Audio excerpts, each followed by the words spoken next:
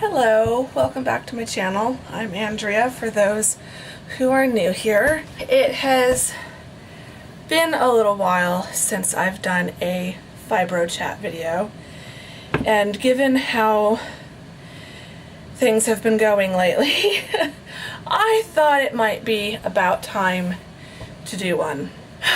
This is going to be a Fibro Chat back to school edition. So I just wanted to talk a little bit about how I've been doing with back to school. It has not been easy. There might be a part 2 of this video in another month if I adjust, which I'm really hoping I do, because it has really not been easy. I have definitely been struggling. So we are now about to go into our third full week. School's been going for 2.5 weeks. So not counting the first day on the Thursday, because I only teach on Tuesdays and Thursdays. But I don't know, I had convocation that week as well. So it's been about 3 weeks of being officially employed, because my period of accountability started on August 13th. So that is 3 weeks. Convocation was on the 13th. That was an all-day or an almost all-day faculty meeting. I was in meetings for... I need to stop swiveling. I feel like that's going to get distracting. I was in meetings for 5 hours, including lunch, but I was on campus for longer because I had some errands to run and things to do. So it was a lot, yeah. So that week was busy. I had the convocation on Monday, and then on Tuesday and Wednesday I was doing class prep. I was getting everything ready, getting my Blackboard shell. Blackboard is our online course management system. So I was spending time getting that ready, and yeah, it was a busy week. And then I had classes on Thursday.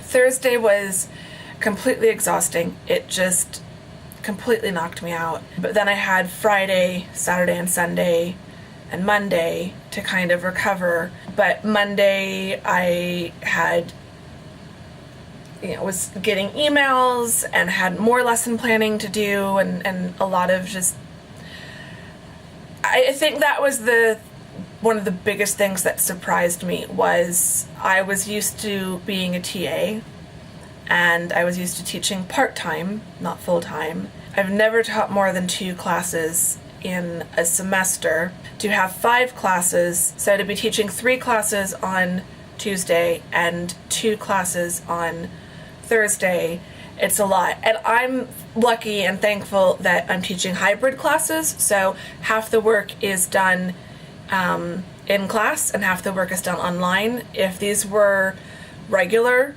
classes, I'd have 10 class sessions a week if it was a two-day a week class. So I'm lucky. It could definitely be more of a struggle. So that first full week was definitely a lot. After that Tuesday, I barely made it home.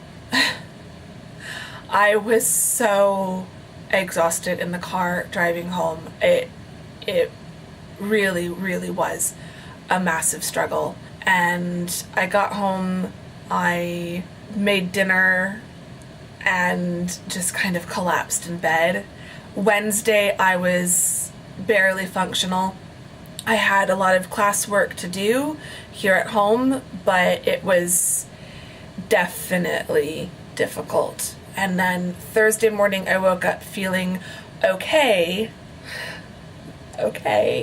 but then had to go to campus and do office hours and everything. So it was definitely a challenge. That first full week was quite an eye-opener. I just wasn't expecting it to be, I don't know what I was expecting. I knew that teaching full-time was going to be difficult, but I would say by the end of that first full week, probably honestly by Tuesday, I mean Wednesday morning I woke up and definitely felt like I was having a flare. It was just, I keep saying it was a struggle, but it was. I cannot remember the last time I felt so mentally and physically exhausted.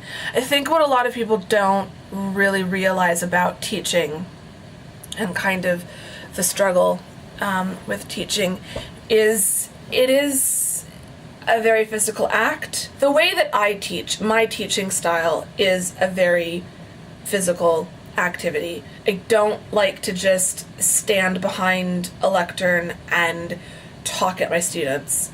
Even when I'm lecturing, I tend to move around the classroom.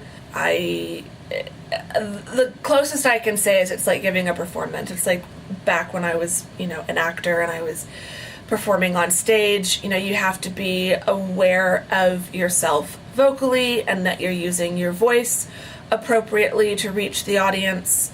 You have to be aware of your body and your body language and your expressions, and you have to move around the stage to keep things interesting and keep the audience visually interested. And it's very similar with teaching. So it is very exhausting. And so to teach 2 classes back to back with only 15 minutes in between, which I have that situation on Tuesdays and Thursdays. But then on Tuesdays, after teaching the 2 classes back to back, I go to my office for about an hour, and then I go back to my classroom building and teach 1 more class. So it's a lot. And the classes are an hour and 15 minutes each. I think as we get into the semester and as we start doing more in-class work, and I'm not, having to do lectures and lead discussions for the entire class period, it will get easier. But right now, this week wasn't as bad, and this weekend I've been feeling, this weekend is kind of a special situation. It's that time of the month, and that always just makes me feel like crap. So that just aggravates all of my fibro symptoms. But I feel like other than that, I've been feeling okay. So if I weren't on my period, I'd probably be feeling better this weekend than I was last weekend. I'm hoping this week will be a little bit better because my period will be done. Back to school and teaching full-time, working full-time, the stress levels have definitely been up. My anxiety has definitely been up. If you've been watching my vlogs, you'll remember that I was having trouble with my benefits. It was telling me that I couldn't enroll in them. You lie! Of course my enrollment period is still open. I still had 23 days. Don't tell me this. So I finally got that set up. I also got my paycheck, my first paycheck on Friday, so that has helped things a little bit. I'm still not sure what a real paycheck is going to look like because it was a full paycheck in terms of the amount of time I was being paid for, but they hadn't taken my benefits out. So some of the financial anxiety is still there a little bit. And because of everything with back to school week, I haven't had a chance to really work on my freelance stuff. I feel like I was so close to being able to start sending out some pitches and proposals to potential clients, and potentially start making some money, and then back to school happened, and everything else is ground to a halt. So my goal this week and next is to start picking that back up a little bit more and see if I can get that going. I definitely know, looking at this paycheck, that I need to start earning some extra income. We'll see. I'm not panicking yet. So stress levels are definitely still high, and my anxiety has been really high because of everything. Just feeling like I'm dropping the ball on the freelance work and feeling overwhelmed with the teaching work. And so there have been a couple, maybe 3 panic attacks over the last few weeks. Difficulty sleeping. I think I finally have that more or less sorted out. I think I'm just now so exhausted from teaching that I'm falling asleep at night, and yeah, so that it's not that great. It could be better. But yeah, it's just been a struggle, as I've said a million times in this video so far. Not much I can do. I can only do my best, and I know that I am doing that. And so that's what I keep reminding myself is you're doing your best, and that's all that you can do. I'm definitely trying to be patient with myself and be kind with myself, which I think is my biggest advice if you're going through a situation like this. If you're entering into a new job or a new work situation or school situation, whether you've got fibro or not, you know, it's going to cause increased stress and anxiety, and it's going to cause increased fatigue. The pain levels, I'm still trying to figure something out for that. I mean, I'm definitely today's not so bad, but during the week, I am definitely in way more pain than I have been used to, but I'm also a lot more active than I used to be.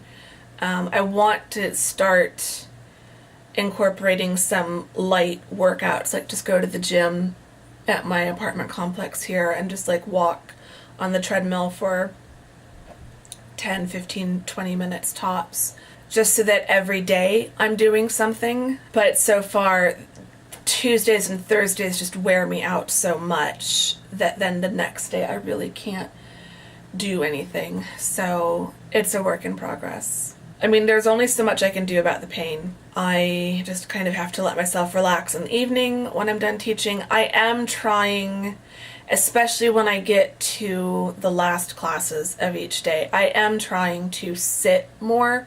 There is a chair up at the front by the teacher desk, and I can sit. I hate sitting to teach, but I can if I have to. So that's something that I'm trying to remind myself of. Don't have to be bouncing around the classroom all day long. And my students so far have been really, really kind. I haven't told them, you know, that I've got a chronic illness and all this. I told one class, but I haven't told all of them that I struggle with this. But I have mentioned I have a bad back, which is true. Regardless of the fibro, I've got a bad back. And we have just enough chairs for the students.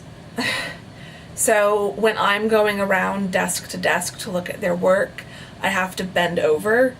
And several of my students in all of my classes have been really good about getting up and letting me take their chair while I look at their work on the computer, so that they're just standing for a few seconds, but I'm not having to stand for like half the class and bend over. There's no easy way. I can't stand up straight and see their work. So on the computer screen, because it's low and my vision is bad. So anyway, I feel like that's all I really had to say. I don't want to make this a ridiculously long video. I kind of just wanted to do a designated Fibro Chat video on this topic and talk about the experience of going back to school as a full-time teacher and how that's been and the adjustment that's been. Like I said at the beginning, I might do a part 2 or a follow-up to this in a month or so, when we're like maybe at the halfway point in the semester, if something has gotten better or worse, or if I've just learned how to adjust a little bit better, I can do a follow-up. I feel like it's going to be okay. It's going to be okay. But it's definitely a huge adjustment going from working at home every day. My body is definitely going through an adjustment period. So we will see. I do want to say, I don't know, I thought about making this video also a channel announcement or channel update. I keep going back and forth between cutting back on my videos, at least for the month of September, while I adjust. I still really, really, really want to do Vlogtober. Honestly, it hasn't been the editing that's been the problem, and the vlogs in Vlogtober will be probably much shorter than the weekly vlogs are. So like I'm not, because I feel like some of you are going to tell me don't do Vlogtober. I really want to do Vlogtober. So I'm committed to that. They might not be every single day, but the vlogs have been easy because I film them throughout the day, and then editing them is not that big of a challenge. The challenge has been to sit down and film videos. So I missed a video last Monday because this was the video I was going to film last Monday, but by the time I got home on Sunday, I had hardly any energy left to film and then no energy to edit that, and I knew that it would have been very incoherent, and those are the videos that are even harder for me to edit when I have to really stop to make myself sound like I'm making sense. So I don't want to say that I'm reducing my videos, but I also don't want to feel like I have to put out a special announcement every Monday or Friday if I'm not making a video. So I guess the announcement, if there is one, is just that going forward there will always be a weekly vlog on Wednesday. If it's late going up, it's because I didn't get to edit it in time. I could go up a little late, but I'm committed to the weekly vlogs because they are my baby. And then as for the Monday, Friday videos, I'm still planning and aiming and hoping to do those as scheduled, but if a Monday or a Friday comes and there hasn't been a video, just assume that I just didn't have the energy.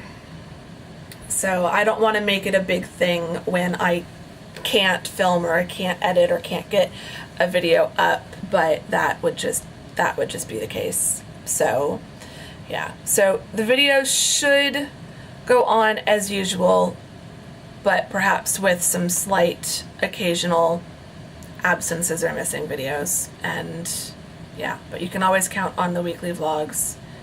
Okay, I've got a low battery light, so I need to go switch the battery, and then I might just film the next video in this same setup instead of getting my big tripod out. That might be another thing, just the style of the videos might change. I feel like this isn't totally professional, but I'm not a full-time professional YouTuber, so I probably shouldn't care about that.